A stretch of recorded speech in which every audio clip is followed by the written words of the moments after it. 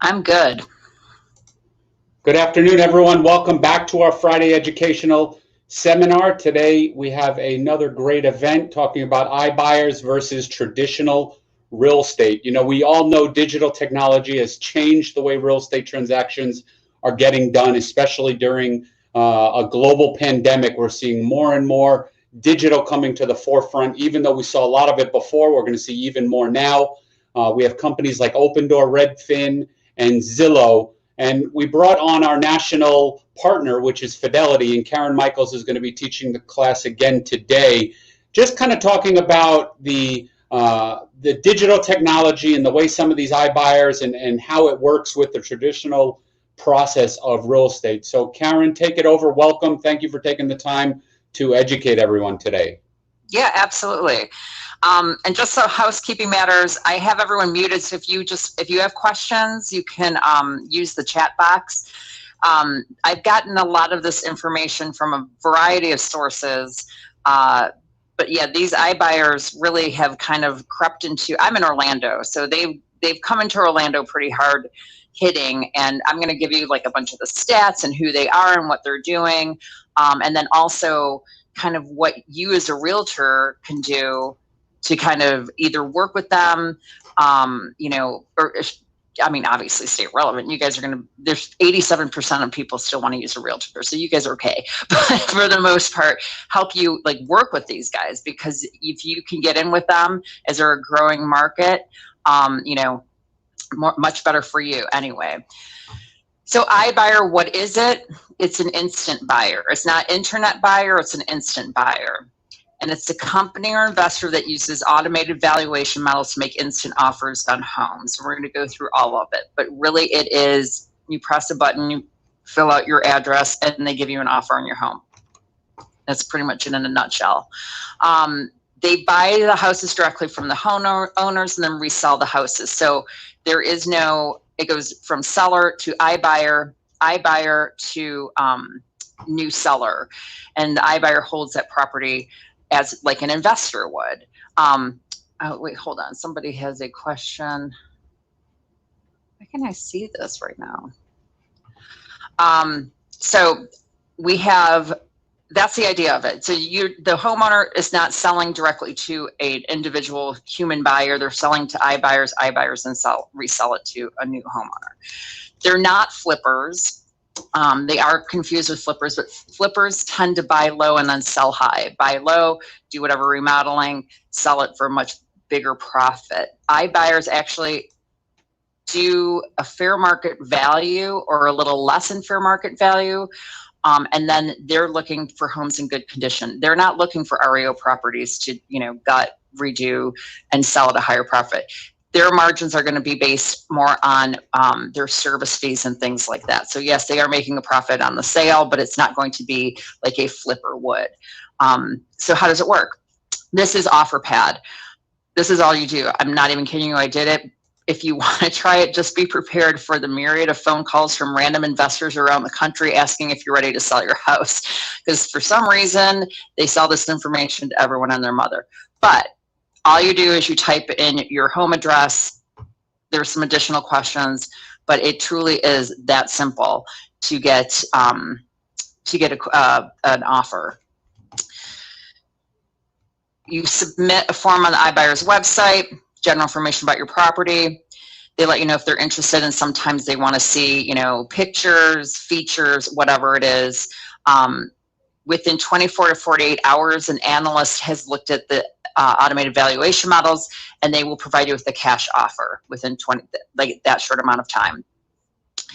You accept the offer, and they do a free home assessment where the iBuyer schedules an inspector to come in to see if there's any repairs that need to be done. With the repairs, you can either handle them prior to closing, or the iBuyer will just reduce the sales price, or not reduce the cost from the sales price for the repairs. It just depends on how you work it out. We're going to talk about all these things sort of like on a deeper level too. So this is just the general how it works. You pick a closing date, close at a title office, sales recorded, funds are transferred. All this can happen within like 10 days. So it's a very quick turnaround because it's a cash deal too. So what's the difference? What is an automated valuation model? So an AVM, it's this proprietary software that iBuyers use to process a lot of data about a home and arrive at an offer price. With an AVM, they are pulling like hundreds of properties around the area. So much different than a comp, which is actually looking at similar homes. AVMs are pulling houses that may not even be similar to the one that you are selling. They're looking at a wide variety of properties. Like I said, hundreds of them. It's a quick process. They, analyze whatever. Here's your cash offer. Comps, on the other hand, as we know, you have appraiser go out. They're looking at similar homes that sold recently. They can make adjustments based on, oh, this one didn't have a second floor or whatever it is. And that's how they're going to come up with their analysis. Unlike the AVM, which is whatever is out there and sold, that's what they're looking at. Hundreds of comps. So who are the iBuyers? These are the top ones. There are a lot more that have popped up in the woodwork since probably even like 5 months ago. But Opendoor, they're huge. They have $1.3 billion in equity. And since they're cash buyers, they need that equity to buy these houses. They're not getting mortgages. They're paying you cash for your home. Zillow obviously is massively huge. OfferPad, Knock, Redfin. Total equity funding, like I said, you've got Opendoor has the largest amount of equity.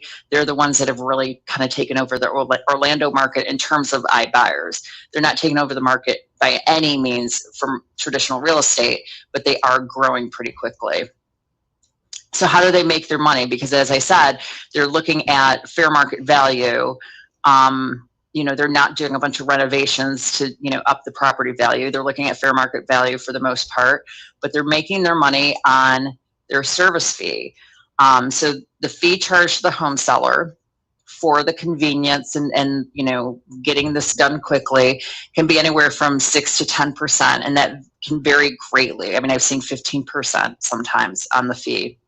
And then the price appreciation is different, iBuyer buys and subsequently sells a house for. So obviously they are going to buy at fair market value and then of course bump up the price a little bit, but it's still not huge. It's only like a 5% margin.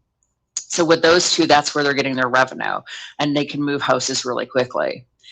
What are the iBuyer markets? So this is the 2019 iBuyer market. The 2021 wasn't out yet, but they don't go everywhere. So they're really particular about the cities they want to be in, the homes they're looking for. And if you look at the map and you look who's here, you've got Atlanta, Austin, you've got a lot of southern cities like Raleigh, Durham, and things like that, where you're seeing industry and a lot of people moving into, a lot of millennials moving into, because this is a big target market for them. And you've got Miami down here. They've got Zillow in them, Jacksonville. So we've got our Florida cities are Jacksonville, Miami, Orlando, and Tampa. But just to give you an idea, like Dallas-Fort Worth's got all of them, because Dallas-Fort Worth is booming with industry moving in, people moving in, tech companies, things like that. Same with Atlanta. Here's Orlando's on here. We've got Opendoor, OfferPad, Zillow, and then RealSure. So just some of the ones that have moved in, like I said, Opendoor. Opendoor's in pretty much all the markets except San Diego, it looks like. And then you've got Tampa down at the bottom, which has also been hit up. So they've pinpoint the cities they want to go into. I mean, if you notice, listen, I'm from Detroit. Detroit's never going to be on here. They don't want the REO properties. They really want, good neighborhoods. And it's not Orlando, the whole entire city of Orlando. They're looking at specific neighborhoods in the Orlando area. And we'll get more into that, but that's what where's the business is moving. We've got growing medical industry over here. Obviously Tampa, Miami is always going to be growing, Jacksonville, any of the waterfront stuff. But Raleigh, Durham is huge for industry moving in, and that's what they're trying to pinpoint. Like, where are the people moving in? Where do people they're moving out because they're getting job transfers? Because this is where iBuyers really are awesome for people that need to sell quickly. There are two types of iBuyers. There's a hard iBuyer and a soft iBuyer. The hard iBuyer is the one like the OfferPad, Opendoor, all that. They're the ones that are buying your house for cash. They're fixing it. I'm not once again, they're not rehabbing it and refurbishing it and doing all that. They're basically doing whatever repairs need to be done, and then they're selling it. Your soft iBuyers are the ones like Knock and Orchard, where they're basically doing a bridge loan. You live in your house, they'll find you a new one, and so you're not paying two mortgages. You can move into your new house until your old house sells, but they kind of take over the mortgage payments. So hard iBuyers and soft iBuyers. We're going to focus on hard iBuyers. Here's the national market share. So you've got 1% nationally. Top markets are 3.4%. Phoenix, where this all started, is about 6%, and Raleigh-Durham is at 8% almost. So these are the growing markets. Nationally, 1% of the market that's across for all those cities that I just showed you, pretty still small margins, but they are growing in Phoenix for sure, Raleigh-Durham, the Denver area, DFW. So certain areas where you're getting a more influx of people moving in and out because of industry, you're going to see more of this. Who's the target audience? So every year, the National Association of Realtors does a generational study of the buyers and sellers based on the generation, what years they were born. The top buyers right now are your millennials. So you've got 38%, that's the older generation and younger generation of millennials that are the buyers right now. So they're beating out everyone else at this point. Gen Xers are still up there, but the millennials are really driving this. They're the ones, the tech kids, they're the Yelp generation.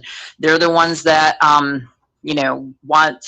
97% own a smartphone, and they've created the mobile apps, and that's what they use, and that's what they want to use in order to buy, sell homes, or do anything really.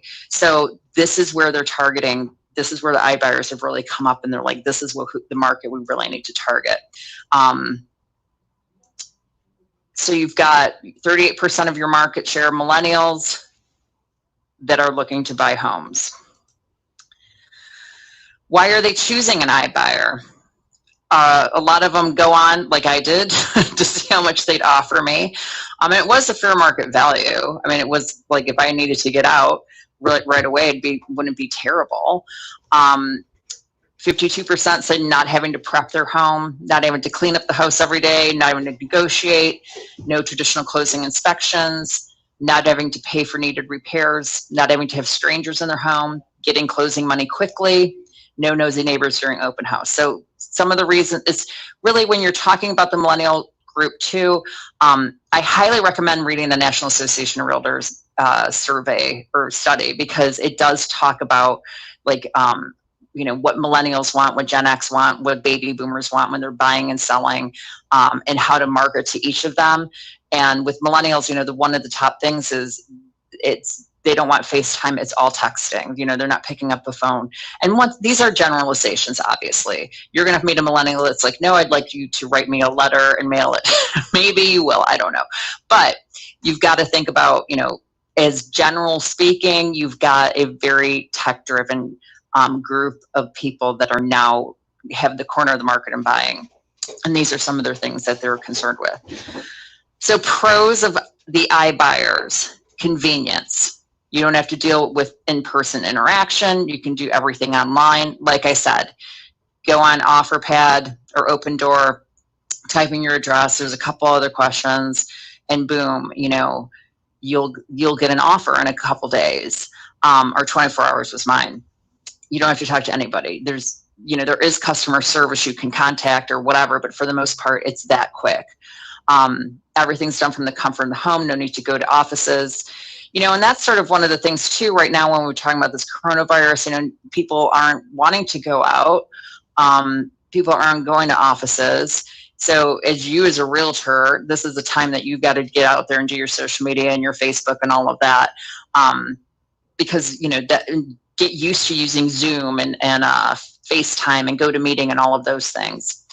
You can get the money for your home right away. No waiting for buyer bank approval and counter offers. It's a cash deal. iBuyer's buying it. There is no other party that's coming in and dictating anything. iBuyer says, here's your offer. Here's your cash. See you later. You can choose the exact closing date. You have to work around a buyer's schedule. You can choose the date most convenient for you. A lot of iBuyers will let these homeowners stay in the property for a few days after closing to, give them time to move out. I believe Opendoor is 3 days, but it just varies on whoever the iBuyer company is. Another pro, there's no showings. You don't have anyone coming through your house. We're kind of in that position right now with virtual open houses, so great time to get used to doing those as well. You have disruptions of having to repaint things because the iBuyer is not looking at it and like, listen, I don't like the flooring, put new carpeting in. That they don't care about that. They're looking at the bones of the house, where it is. Like I said, no prospective buyers going through your house while you own it. There's no contingencies, so you don't have an appraisal contingency. There's no financing contingency. There's no lender. So cash deal, iBuyer is going to make an offer based on, whatever information they've pulled from their AVM, from, the information you provided, pictures or whatever, and any repairs that need to be done. Quick turnaround, like I said, 10 to 14 days because it's cash. And if you go on one of their websites, they do say like, oh, traditional real estate markets take about 40 to 50 days to close. And I know, you guys have closed things in 10 to 14 days. And so that's a great marketing tool for you. Like, yeah, you have investors that buy cash. People buy cash houses all the time. You might even give a lender that is able to close in 14 days. God bless you if you do. But for the most part, if you are doing those things, those are the things you want to put out there.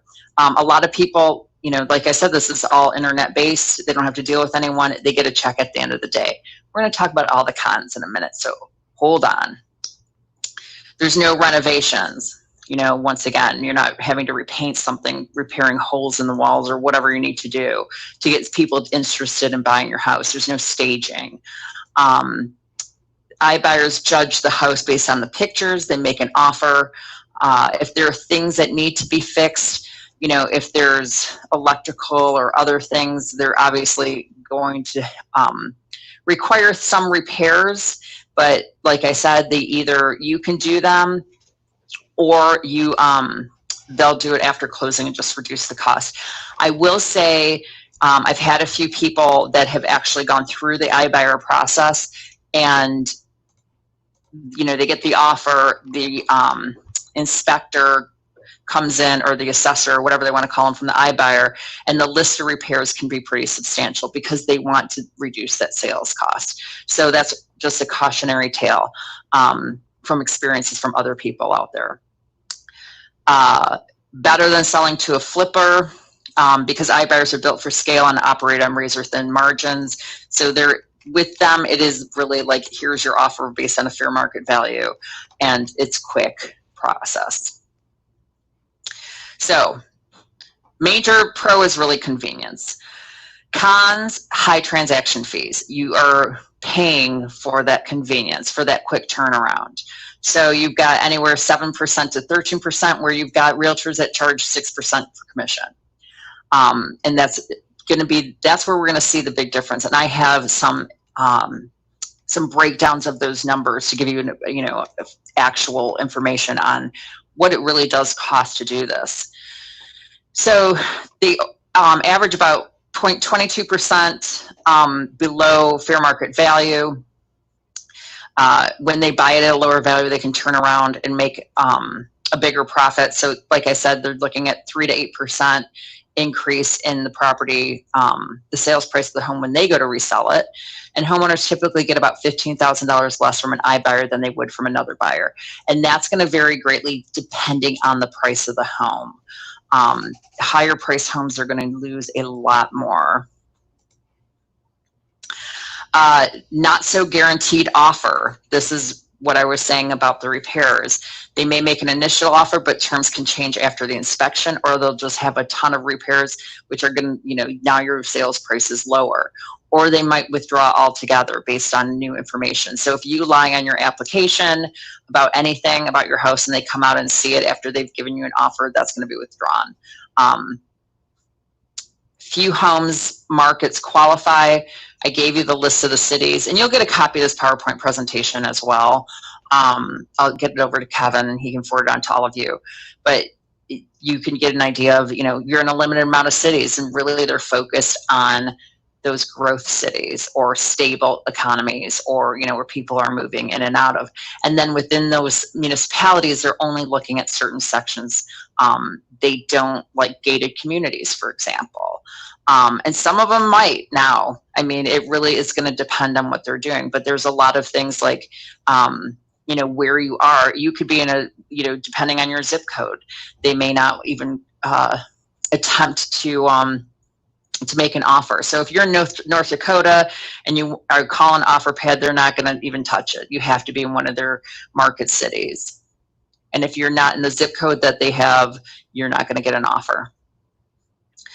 Common reasons iBuyers might say no: outside of the minimum maximum price range. So they're looking at 150 to 600, unless it's like California. If the house is way too old, because there's going to be hidden surprises, old plumbing, old wiring, whatever it is.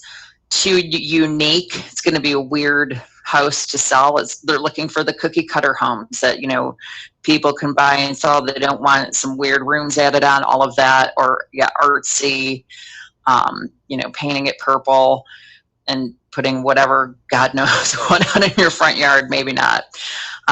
Located in a gated community, cordon repairs are too difficult. Condos, that's hit or miss depending on the iBuyer. Septics and wells, possible repair headaches. So these are just some of the reasons why they might say no to your house. Even though they may have given you an offer, so once they get that inspector out, they might find some additional issues. Another con, real estate agents could do the same thing. So this is a con against the iBuyer. If you choose the right agent, and this is where you guys do your marketing, they can sell your home quickly and get you more money, which is really the key. Also with agents, you get advice. They help you negotiate a fair price. So you're going to get bigger bang for your buck. And as a realtor, like 6% is costing a lot less than an iBuyer does. A cost comparison. So just to give you an idea of some of the differences. Real estate agent commission, you're looking at 5.6%, $24,000, whatever. Opendoor, 7.5%. That's not commission, that's their service fee.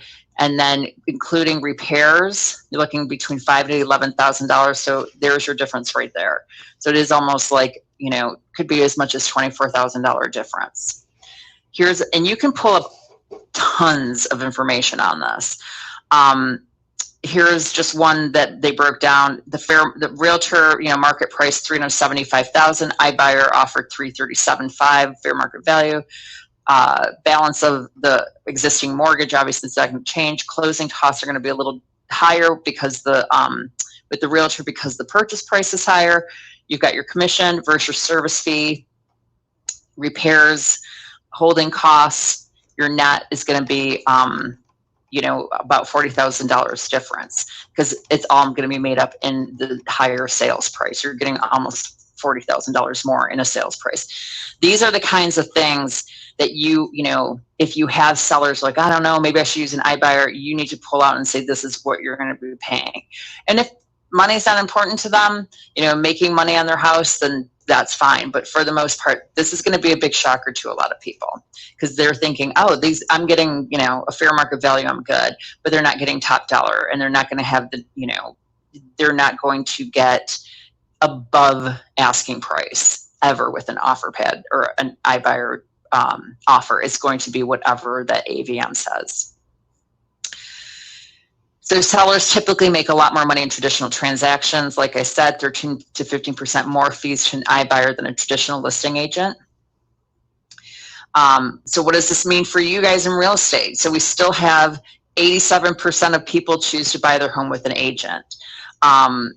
You've got 1% iBuyers. The rest of that is like online and all sorts of things. So that reliance on a professional to help you with the biggest decision of your life in buying a home or selling it is still, heavily weighted. So another great marketing tool. Not only can I turn around your house quickly, I mean, obviously if you can't because it's a crazy house, you can't, but for the most part, if you can offer that, and then, the fact that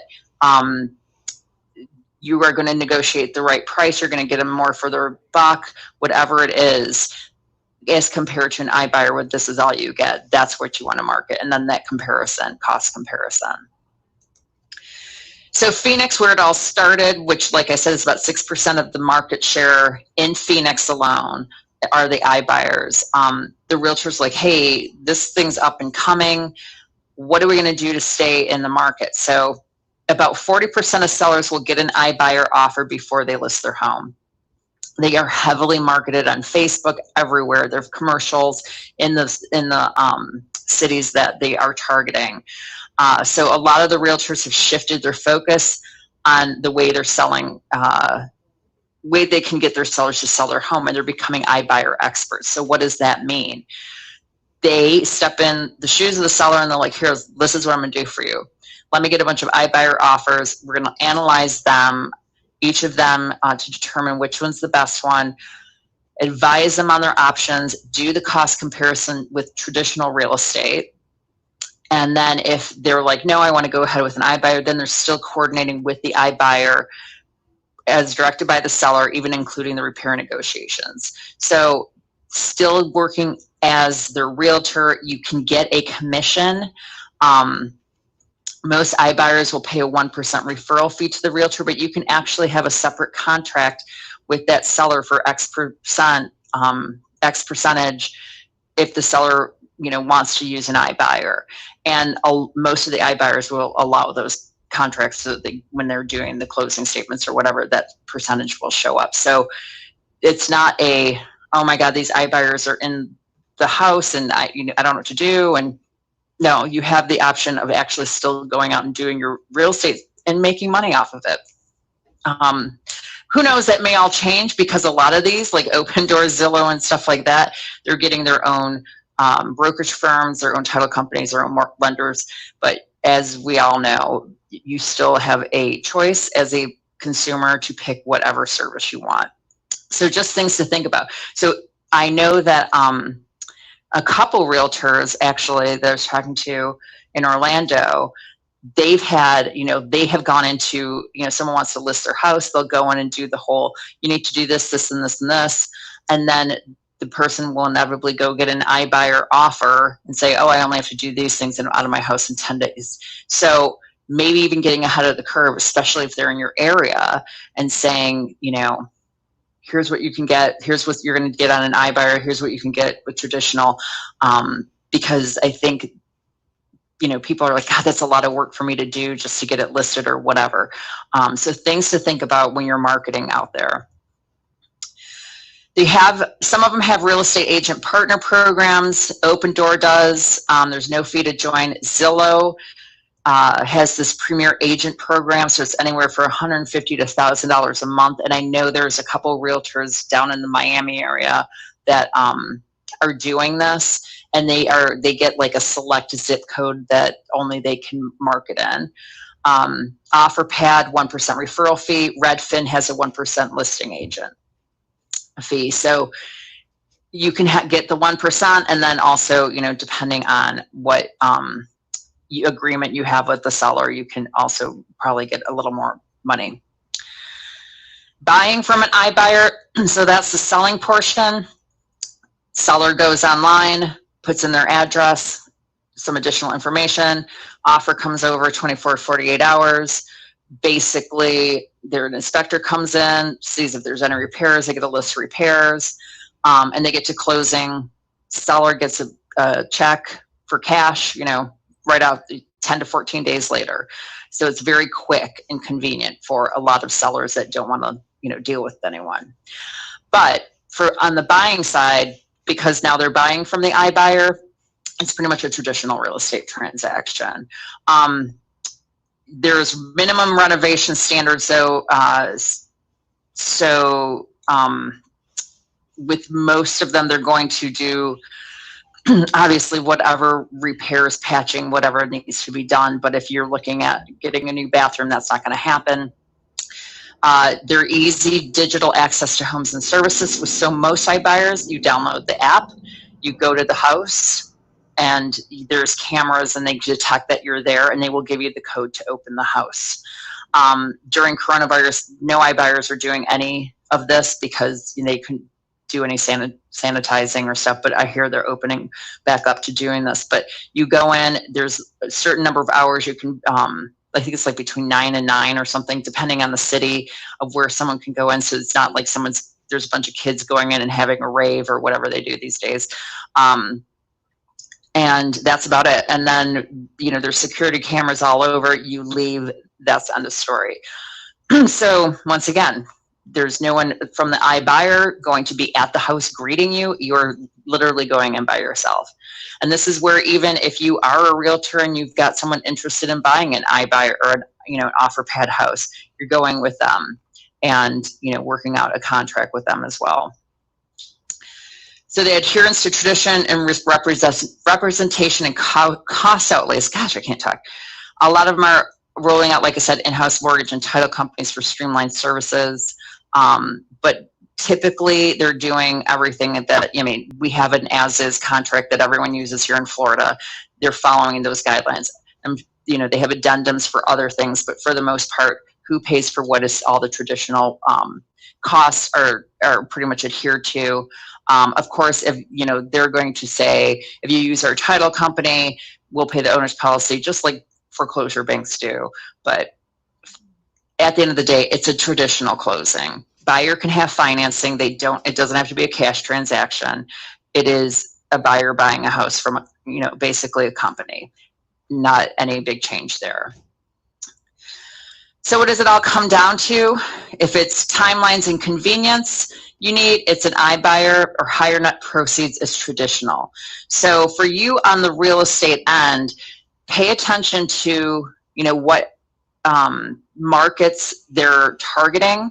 See if you can get in on a referral basis with them, or, if you've got sellers interested and they're like not sure what to do, or they bring up something like an iBuyer, be like, hey, this is what we can do for you. Let me pull up a bunch of offers and we'll do a cost comparison. Because it doesn't cost anything to get an offer. And it will give them a better picture of, you educating them on if this is going to work for them. A lot of people, they have to move quickly and they just don't want to deal with it. iBuyers might be the way to go. And even if that is the case and that's what they choose, possibly you can get a referral fee. So, it's not the end of the world. They are going to get probably bigger. There's going to be more companies that come out, but they're not going to saturate every single market. They're going to be in the big markets where you're going to see business growth. That's what they're targeting. And they're not going to go into every community. Like I said, they don't want gated communities, which half of them are in Florida. So, that, like I said, things like that may change. They may get new iBuyers that are going to do different things, but just pay attention to it. See what's on, not all of them list on MLS. You can go on their website and see what properties are listed in the area you service to get an idea of what, kind of houses they are looking at. But, in terms of just being competitive with them, I don't think, right now it's a big concern is they're only 1% of the market. But, in the future, you can play with them and get them, work with them and still make your commission and still get to do what you are out there doing and selling real estate. And I think that's it. So we got some chats. How often are they requesting boundary service since there is no lender survey requirement? Yeah, they're not gonna, so with an iBuyer, they're just looking, they're not doing all that traditional stuff. Their agreement is going to be, their inspector goes out, looks at the property, sees if there are any repairs. They're not gonna have, there's no appraiser going out, there's no surveyors, there's nothing like that. The only time a surveyor is gonna pop up if it's the buyer's got a lender, then their lender is gonna require it. Let's see. I thought I saw some other questions.